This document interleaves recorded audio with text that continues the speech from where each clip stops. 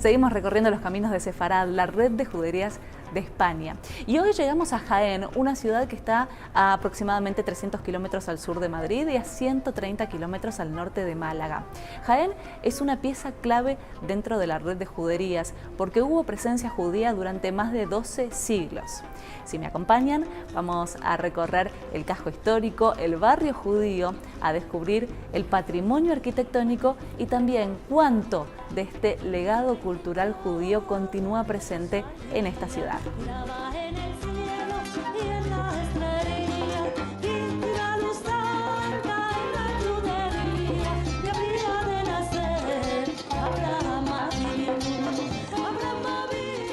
Y seguimos recorriendo la ciudad de Jaén y tenemos la chance de hablar con Rafael Cámara, que es el presidente de una asociación cultural que promueve la puesta en valor de la judería de esta ciudad. Gracias, Rafael, por estar con nosotros. Gracias a vosotros por venir. Bueno, y la primera pregunta obligada casi, Rafael, es ¿por qué es tan importante justamente este objetivo, la puesta en valor de la judería de Jaén en este caso? Bueno, es importante porque aunque tiene un componente turístico, más allá de eso es un turismo cultural, histórico, que encierra también una carga importante de valores humanos.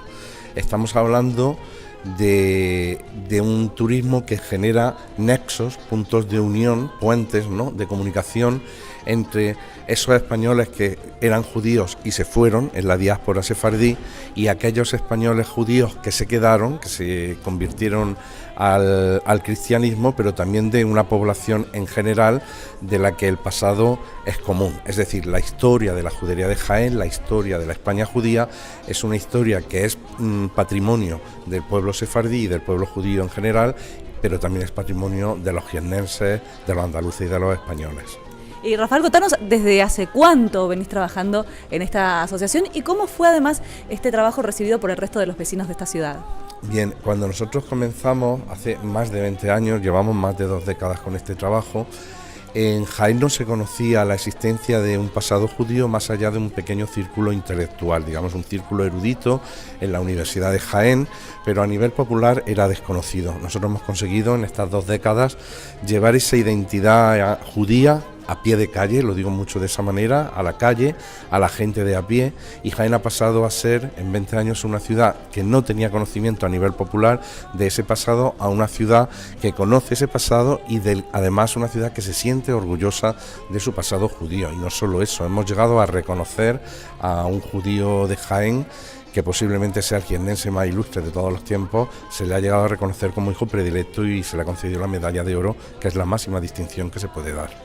Bueno, y la pregunta entonces ahora es, ¿cuál es este judío ilustre? Bueno, es Hasdai Ibn Saprut, es un judío español que nace en el siglo X, que se convirtió en una especie de ministro plenipotenciario con los 2 califas más importantes de Al-Ándalus, con Abderramán III y Al-Hakam II, y con el que inició la edad, él es el punto de inflexión. A partir del nacimiento de este judío jiennense, luego irá a Córdoba a la corte, se produce el inicio de una etapa de esplendor sin igual. Hay quien dice que no existió una etapa de esplendor en el pueblo judío desde la diáspora, desde el siglo I, la segunda destrucción del templo y esa diáspora, hasta el nuevo establecimiento del Estado de Israel. Hay quien dice que en todo ese intervalo el periodo más esplendoroso del mundo judío va a ser justamente el de Sefarad, ¿no? Y nace con Hasdai Ibn Saprut y terminará unos siglos después.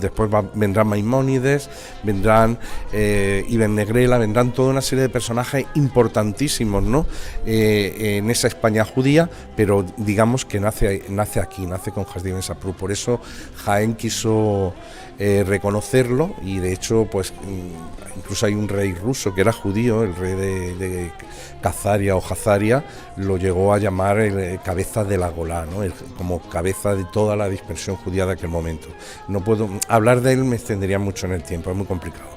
Nosotros nos quedaríamos también toda la mañana escuchándote, Rafael, pero te quiero preguntar acerca de este legado, de estos años de oro, ¿no?, de la presencia de los judíos aquí en Sefarad, y qué de ese legado vos ves en la España actual. Bueno, es una pregunta muy complicada. El legado de el legado que queda de la Edad de Oro, de todos los siglos de permanencia judía en España, pues es un legado que a veces se transmite en documentación, en esa poesía hispano-hebrea también que fue tan maravillosa en esos siglos de Al-Ándalus, en algunos edificios que se han conservado afortunadamente, como las maravillosas sinagogas de Toledo, la magnífica sinagoga de Córdoba, entre otras, ¿no? O restos arqueológicos en Lorca, en Molina de Aragón. Hay, bueno, digamos, un patrimonio arqueológico y monumental, también reducido, pero está ahí. Los barrios judíos, que son la forma más cercana de acercarse a nivel popular al conocimiento de esta cultura, como el caso de la judería de Jaén, los restos arqueológicos, los monumentos. Y hay una parte que yo creo que ahora es cuando está saliendo a la luz, a flote, que es el legado judeo-converso. Ahí hay el siglo de oro de España, el siglo de oro español, estuvo fuertemente influenciado por aquellos judíos que no se fueron, que se convirtieron y se quedaron, ¿no? Y que trataron de alguna manera de cambiar la sociedad en la que vivían. Y creo, ya digo, que ahora mismo estamos viviendo un momento de recuperar esa influencia de los judíos, que no fue solamente durante la existencia de la judería española, sino que después con los que se quedaron también hay una fuerte influencia en el arte, en la religiosidad, en la literatura, en muchísima, bueno, ya se está incluso hablando de que Cervantes parece que pudo tener un origen converso, la gran mística Santa Teresa de Ávila tenía un origen converso. Bueno, pues aunque no es judío, yo le llamo siempre el capítulo 2, el capítulo primero es la España judía, pero luego hay una impronta muy potente en la sociedad española de toda esa sociedad judía que finalmente también se queda en la península. Yo creo que, por lo tanto, queda mucho por descubrir todavía.